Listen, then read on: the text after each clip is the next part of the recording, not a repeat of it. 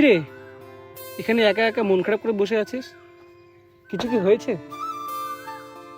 কি করব বল, একে তো বাড়ির পরিস্থিতি খারাপ, তার মধ্যে ওর বাবা আমাকে 1 বছর টাইম দিয়েছে। যদি 1 বছরের মধ্যে কিছু করতে না পারি তাহলে ওকে অন্য কোথাও বিয়ে দিয়ে দিবি। তাই বলে এভাবে মন খারাপ করে বসে থাকলে হবে? কিছু তো করতে হবে। হ্যাঁ, কিছু তো করতেই হবে। আচ্ছা শোন, তুই এমন একটা কাজ কর যেটা থেকে মানুষ একবারে অবাক হয়ে যায়। তুই যাই কর, আমি তো সাথে আছি, যতটা পারবো হেল্প করব। আচ্ছা তাহলে থাক, আমি আসছি। হ্যাঁ,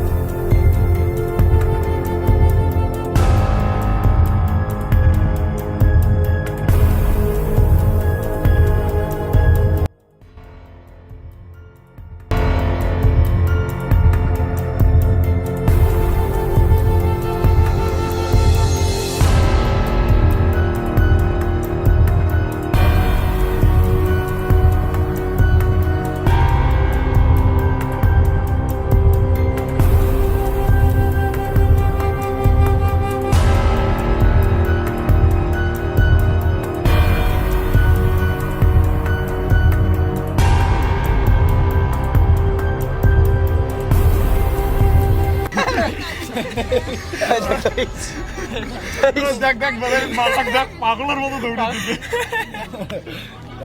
পাগলের মতো? হ্যাঁ, আমিও দেখতেছি তো পাগলের মতন ধরেছে দেখ। আর আমি তো শুনছি যে ওর বাড়িতে বলে খাবারও বলে ওর জোটে না, আবার চাকরি।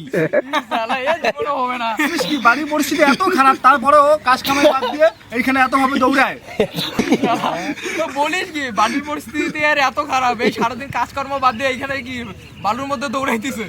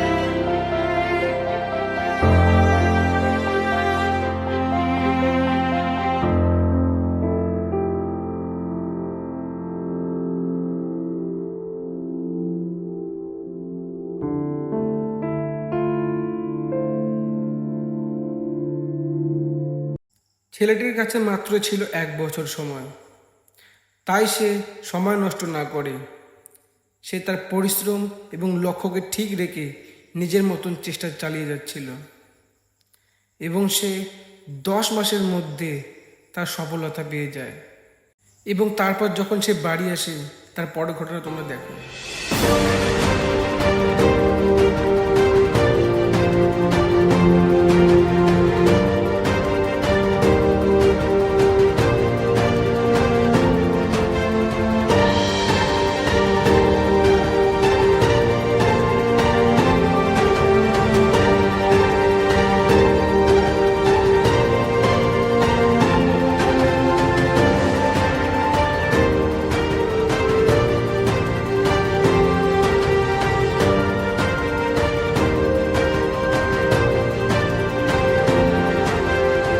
ছেলেটি তার বাড়িতে এসেই তার ব্যাগ ট্যাগ রেখে চলে আসলো সোজা সেই মেয়েটির বাড়িতে।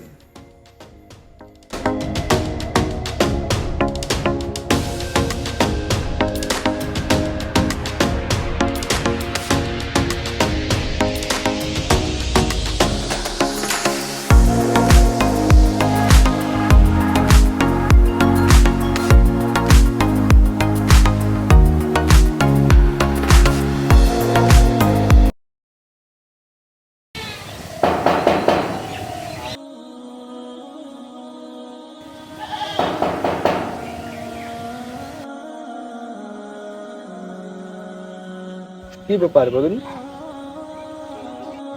আচ্ছা, এই বাড়ির লোকগুলো যে ছিল তারা কোথায়? এ বাড়ির লোক মানে? এ বাড়ির লোক তো আমি। আপনি মানে? এই বাড়িতে তো সুজিত বাবু ছিল আর তার সাথে তার মেয়েও ছিল, তারা কোথায়? ও উনি তো অনেকদিন আগে ওনার মেয়েকে বিয়ে দিয়ে এই বাড়ি আমার কাছে বিক্রি করে চলে গেছিল।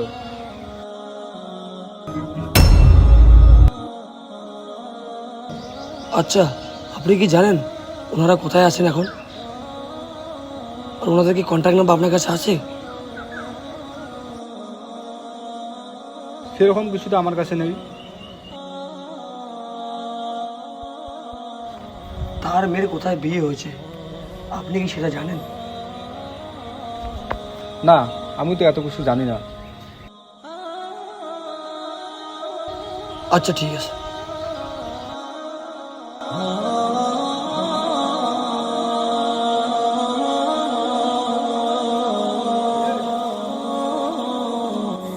ছেলেটি নিজের দিকে না তাকিয়ে তার প্রিয় মানুষটাকে পাওয়ার জন্য দিন রাত এক করে দিয়েছিল।